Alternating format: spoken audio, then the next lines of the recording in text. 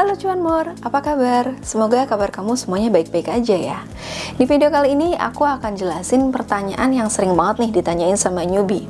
Newbie sering kali bingung kapan seharusnya taking profit itu direalisasikan. Sebenarnya agak bingung juga ya untuk jawab pertanyaan ini, karena ini benar-benar menyangkut dengan profil resiko kita masing-masing.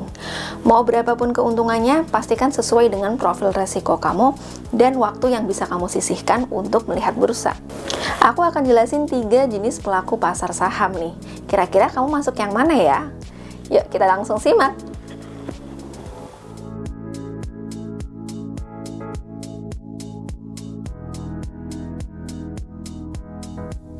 Apa yang dimaksud taking profit?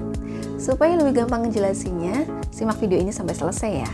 Taking profit adalah kondisi menjual saham ketika untung, tentunya ketika saham itu bergerak naik dan menghasilkan pundi-pundi rupiah untuk kita.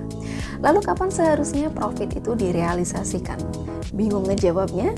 Sebelumnya simak dulu 3 jenis pelaku saham. Yang pertama, ada yang sering disebut sebagai scalper, yang kedua disebut sebagai swing, dan yang ketiga disebut sebagai si sabar nih, adalah si investor. Perbedaannya apa di antara ketiga ini? Scalper itu menghasilkan pundi-pundi uang dengan cara bermain one day trading. Bisa dalam 1 hari, bisa dalam beberapa menit, bahkan detik saja. Jadi menjual saham dan membelinya secara cepat ya. Caranya adalah dengan melihat running trade dan memiliki istilah cuan bungkus. Pelaku pasar yang kedua disebut sebagai swing. Swing sendiri dibagi menjadi 2 nih. Swing buy on weakness, yaitu beli saham ketika harganya sudah lemah, dan swing buy on breakout, beli saham ketika harganya sudah breakout harga tertentu. Swing buy on weakness, cara mainnya adalah beli di support dan jual di resisten. Beli di support bawah, kemudian jual di resisten atas. Beli lagi nanti di support bawah, dan jual lagi di resisten atas. Tentunya dengan memperhatikan yang namanya sector rotation ya. Biasanya orang swing buy on weakness ini ngambil taking profit sekitar 5 sampai puluhan persen. Lalu yang kedua ada swing buy on breakout. Cara mainnya adalah dengan beli ketika breakout resist dan jual ketika break supportnya. Cara ini biasanya digunakan oleh para trend follower. Kalau kamu menganut cara ini, jangan lupa untuk mainkan di saham yang uptrend ya. Lalu yang ketiga ada yang namanya si sabar. Si sabar ini disebut sebagai investor ya, karena memang cara mainnya itu memakan waktu yang lumayan lama. Dia membeli saham under value hingga saham tersebut berada di value dengan harga yang wajar. Investor ini menitik beratkan pada internal bisnis perusahaan. Dia mempelajari laporan keuangannya, kemudian menganalisanya, menentukan kemana arah perusahaan ini sehingga bisa menjadi good corporate governance yang terbaik untuk dipilih. Bagi investor, harga saham yang turun itu bukan suatu masalah yang besar. Mereka tidak akan panik atas kejadian-kejadian seperti ini. Mereka justru menambah muatan karena dianggapnya ini sebagai kesempatan. Rumusnya investor sebenarnya cuma satu nih.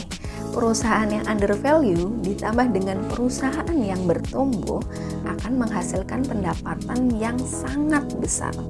Pendapatan investor sendiri tidak hanya dari capital gain loh, tapi juga dari dividennya.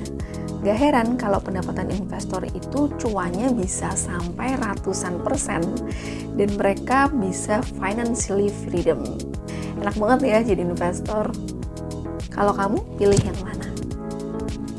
Dari ketiga jenis pelaku pasar saham yang udah aku sebutin tadi, sekarang kita tahu nih kalau masing-masing orang itu punya cara atau metode yang berbeda untuk bertransaksi di saham. Mau berapapun keuntungannya, pastikan sesuaikan dengan profil resiko kamu ya. Dan sesuaikan juga dengan waktu yang bisa kamu sisihkan di saham. Kalau scalper, kamu harus banget nih ngelihat monitor setiap harinya selama jam bursa. Kalau swing, seenggaknya sehari sekali kamu update market lah setiap sore atau setiap pagi, dan jangan lupa untuk atur stop loss ya. Nah, kalau investor, seperti kata Bapak Lo Keng Hong, Bapak investor Indonesia kita, tidur adalah jalan yang terbaik untuk memperkaya diri. Kalau portofolio kita diutak-atik, kita justru akan tergiur untuk menjual saham yang kita pilih. Dan nantinya, itu akan jadi rugi buat kita. Karena kita tahu bahwa perusahaan yang kita pilih itu adalah perusahaan yang bagus. Kalau kamu sendiri, pilih yang mana?